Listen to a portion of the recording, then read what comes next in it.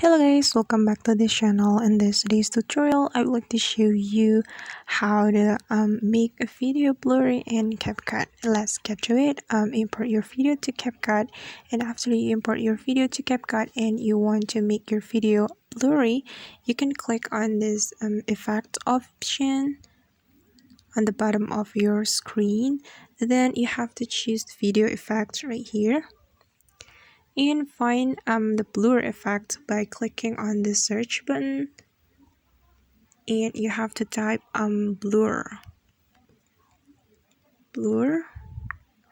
and that will be a lot of options for you, and you can choose as you like, and I'll just go with this blur effect right here.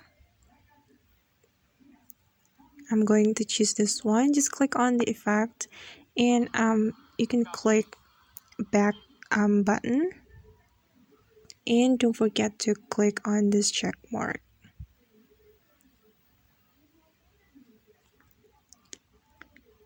And as you can see that our video here is blurry, and you can adjust the length by dragging the blur effect like this.